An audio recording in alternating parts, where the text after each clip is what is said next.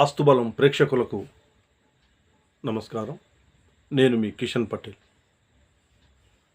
ఈరోజు మనం తీసుకునే అంశం ఏంటంటే,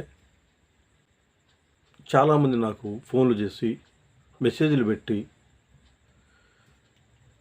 స్థల పరీక్ష అంటే ఏమిటి, శల్య పరీక్ష అంటే ఏమిటి, వాటి గురించి కాస్త వివరంగా చెప్పమని నాకు చాలామంది అడుగుతున్నారు. కాబట్టి ఈరోజు ఆ టాపిక్ని తీసుకొని స్థల పరీక్ష అంటే ఏమిటి, శల్య పరీక్ష అంటే ఏమిటి తెలుసుకుందాం. ముందుగా స్థల పరీక్ష, దాన్నే భూమి పరీక్ష అంటారు.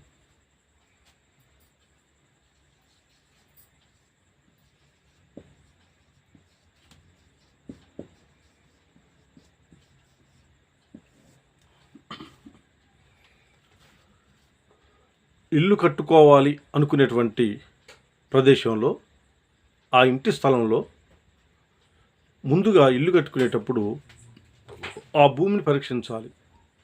ఆ స్థలం ఇల్లు కట్టుకోవడానికి అనుకూలంగా ఉందా లేదా అనే అంశం తెలుసుకోవడం కోసం దాన్ని పరీక్ష చేయడానికి 2 విధానాలు ఉంటాయి.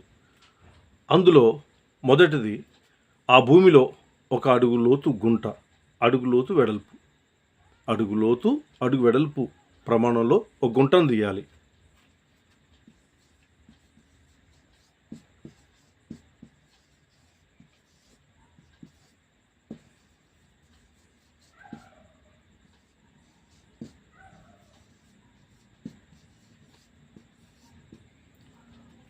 అడుగు లోతు అడుగు వెడల్పు గుంటను తీసి, ఆ గుంటలో వచ్చినటువంటి మట్టి అంతా పక్కన పెట్టుకుని, ఆ గుంట తవ్వడం పూర్తయిన తర్వాత మళ్ళీ అదే మట్టితో ఆ గుంటను పూడ్చాలి.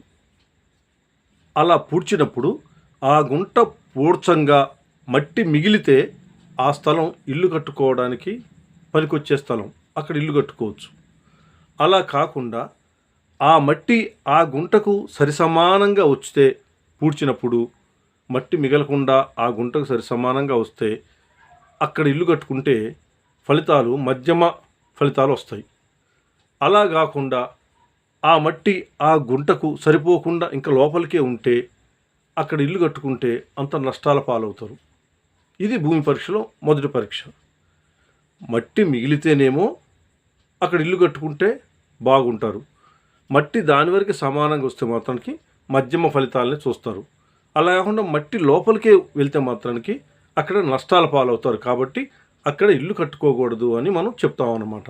ఇది ఒక పరీక్ష.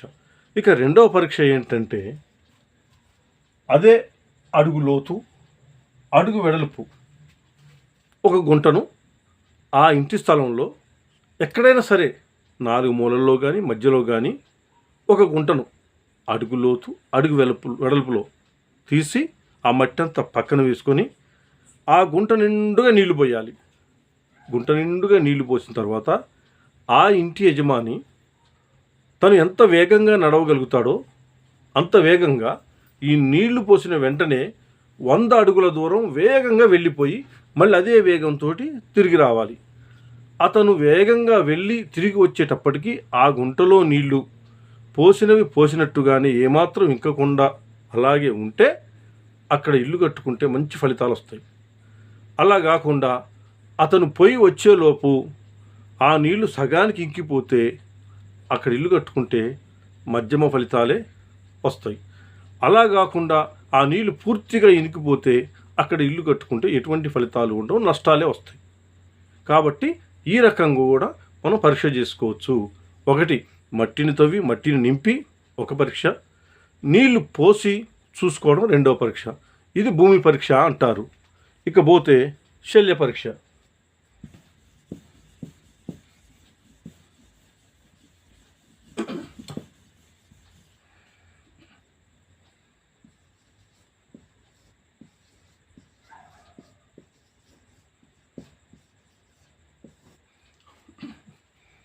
శల్య పరీక్ష. శల్య పరీక్ష అంటే ఇల్లు కట్టదలుచుకున్నటువంటి స్థలంలో ఇంతకుముందు ఆ స్థలంలో ఏమైనా పనికిరాని వస్తువులు కానీ, పనికిరాని పదార్థాలు కానీ, ఇంకేమైనా వ్యర్థాలు కానీ అందులో వేశారా అనేది చూడటాన్ని శల్య పరీక్ష అంటాం.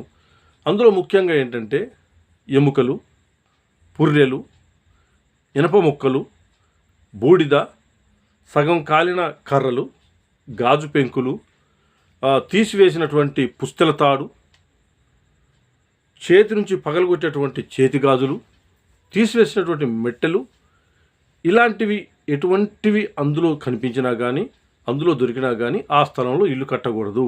ఇది శల్య పరీక్ష అంటారు. అయితే దీని పరిష్కారానికి మాత్రం 2 విధానాలు ఉన్నాయి. అందులో మొదటి విధానం ఏంటంటే, ఆ స్థలంలో 6 అడుగుల లోతు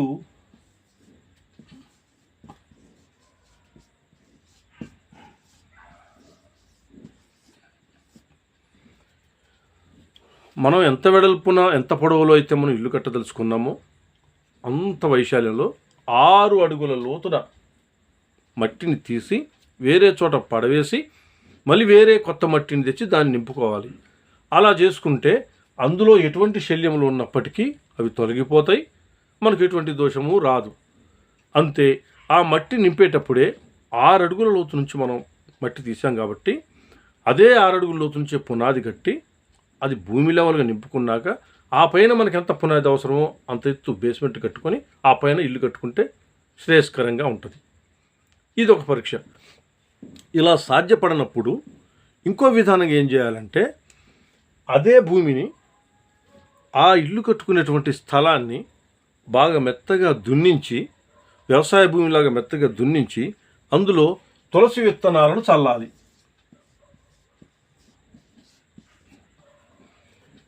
తులసి విత్తనాలను చల్లాలి. చల్లినాక ఆ ప్రాంతంలో తులసి విత్తనాలు మొలిచి ఏపుగా పెరిగి పూత పూసి కాపు కాసేంత వరకు వాటిని మంచిగా చూసుకున్నాక ఆ పంట అయిపోయిన తర్వాత ఆ తులసి మొక్కలను పూర్తిగా ఆ భూమిలోంచి తీసివేయాలి. అలా తీసివేసినట్టయితే ఆ భూమిలో ఎటువంటి శల్యాలు ఉన్నప్పటికీ ఆ శల్య దోషం వాటితోటే వెళ్ళిపోతుంది. ఆ భూమి మొత్తం శుద్ధి అయిపోతుంది. ఇది శాస్త్రపరంగా తెలియజేసిన విషయం.